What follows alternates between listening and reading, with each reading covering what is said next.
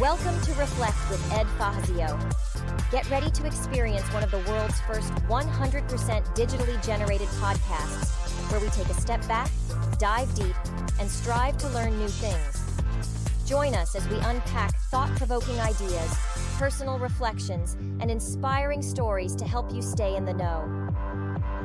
Reflect is brought to you by the minds at ByteBrain and powered by emerging technologies from Google, HeyGen, OpenAI, and 11 Labs.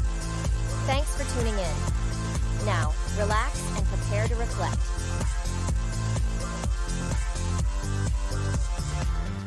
Welcome to Reflect, one of the world's first 100% AI-generated podcast.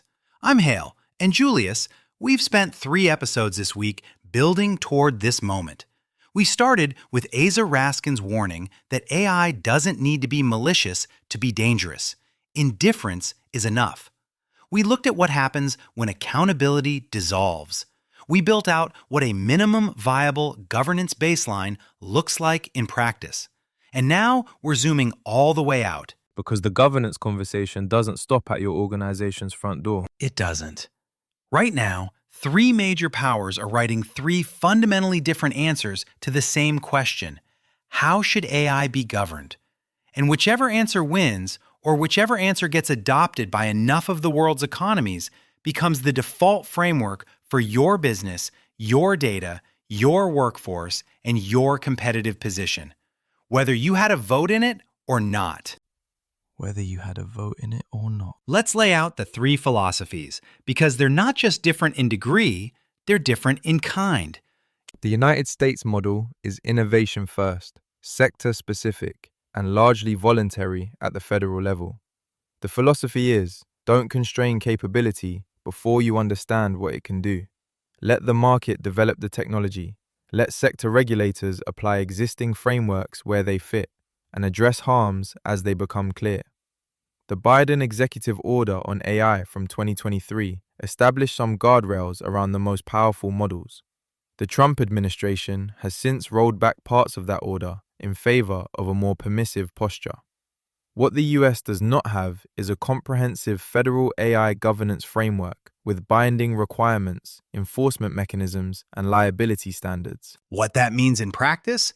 American companies have enormous freedom to deploy AI fast.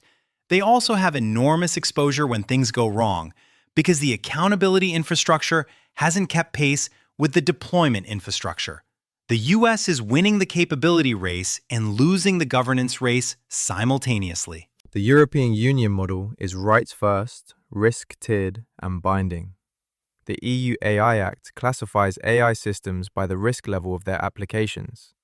Unacceptable risk, social scoring systems, real-time biometric surveillance in public spaces, AI that exploits psychological vulnerabilities, is prohibited outright. High risk, hiring, credit, healthcare, law enforcement, critical infrastructure, get strict requirements, transparency, human oversight, audit rights, conformity assessments before deployment. Lower risk applications get lighter requirements. The framework is comprehensive, the enforcement is beginning, and any company operating in European markets has to comply, regardless of where they're headquartered. The EU model is slower to deploy under, but it builds trust infrastructure that the US model doesn't. When a European consumer interacts with an AI system in a high-risk context, they have legally enforceable rights to explanation, to human review, to contest the decision. That trust infrastructure has real economic value, especially in sectors where data sensitivity and regulatory exposure are high. The Chinese model is state-led, capability maximizing, and sovereignty-focused. China has published AI governance regulations, the generative AI measures, the deep synthesis provisions, the algorithm recommendation rules. They're not absent from the governance conversation, but the underlying philosophy is different. AI governance in China is designed to advance national capability and maintain social stability, with the state as the primary beneficiary and arbiter of what safe means. The individual rights architecture that defines the EU approach is largely absent. The market-led innovation posture of the US approach is replaced by state direction of where and how capability develops. Three models: rights first, innovation first, state first. And they're not converging.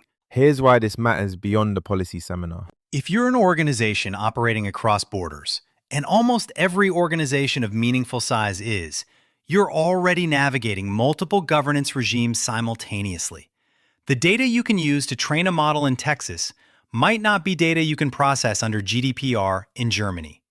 The facial recognition system that's legal in your US operations might be prohibited in your EU operations. The AI vendor you rely on might be on a restricted entity list in certain markets. These aren't hypothetical edge cases. They're operational realities that are catching organizations unprepared right now. And the divergence is accelerating. As the US, EU, and China each deepen their own governance frameworks, the compliance complexity for multinational organizations grows. A company that waits for a single global standard to emerge before building its governance infrastructure is going to wait a long time. A global standard requires a level of geopolitical alignment that doesn't currently exist and isn't trending toward existing. The practical implication is this: your governance framework needs to be modular, built around principles that satisfy the most demanding regime you operate in, which is usually the EU, with the flexibility to adapt to jurisdiction-specific requirements. That's not a compliance burden, that's a competitive advantage.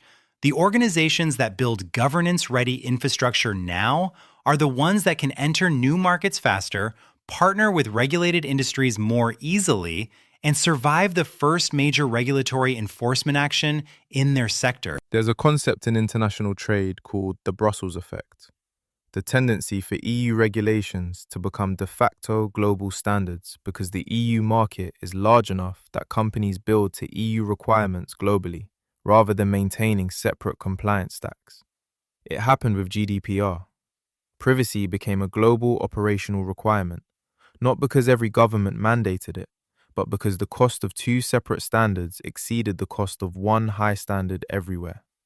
The EU AI Act is likely to produce the same effect in AI governance, which means even if you never sell a product in Europe, you may end up operating under EU equivalent governance standards within 5 years because your customers, partners, and investors require it. The governance race isn't just about compliance. It's about which philosophy shapes the world your AI operates in. And right now, that race is being run by governments, while most of the organizations actually deploying AI are watching from the sidelines. Let's bring it back to where we started this arc. Aza Raskin's warning. The indifference scenario doesn't require a rogue AI. It requires humans to be absent from the decisions that matter at the organizational level, at the regulatory level, at the geopolitical level.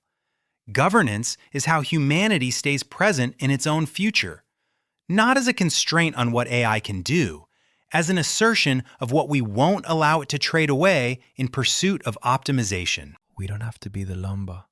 We can be the ones who decide how the forest is managed. But that requires showing up. At the deployment meeting, at the procurement conversation, at the policy table, at the election. The ballot, Raskin says, is mostly blank. We're the ones who fill it in. Or we're not. And the optimization continues without us. 4 episodes, 1 arc. The nature problem, the accountability gap, the baseline we don't have, and the 3 philosophies competing to define the world your AI operates in. The governance conversation isn't coming. It's here. The question is whether your organization is in it. Your move. First, know which governance regimes apply to your operations right now. US federal, state level, EU AI Act, sector-specific regulations. If you don't have a clear map of your regulatory exposure, that's the first conversation to have with your legal and compliance teams this month. Second, adopt the most demanding standard you face as your baseline across the organization. Don't build 2 governance stacks, build one good one. The Brussels effect is coming regardless. Get ahead of it. And third, engage. The policy conversations happening right now at the state, federal, and international level will shape the governance frameworks your organization operates under for the next decade. Industry voices matter in those conversations. If your sector doesn't have a seat at the table, it will have the framework handed to it. We started this arc with a warning from a man who built something powerful and then spent a decade trying to explain why it needed rules. The rules for AI are being written right now by governments, by courts, by standards bodies, and by the organizations that decide to build governance culture before they're required to. Which kind of organization are you? The US, the EU, and China are writing 3 different futures. Only one wins. The question is whether your organization has a position or just a seat in the audience. Which philosophy are you building toward? That's not a rhetorical question. It's this week's homework. See you next Tuesday. Thanks for listening to the Reflect podcast, where we're telling the future. Are you in it? Visit reflectpodcast.com and share your story. Fill in the ballot. See you next Tuesday. In the cyber ocean of online voices and recycled content, something different has arrived. Reflect isn't just another podcast, it's the future of storytelling, powered entirely by AI. From curating data to assembling thought-provoking ideas, we've redefined how journeys are told. Reflect is a podcast that thinks, learns, and evolves with each episode. Every tale, every insight, crafted by the most advanced AI technologies. A podcast that disrupts the industry, breaking free from traditional formats, taking you on an entirely new experience. So tune in now and reflect. We're telling the future.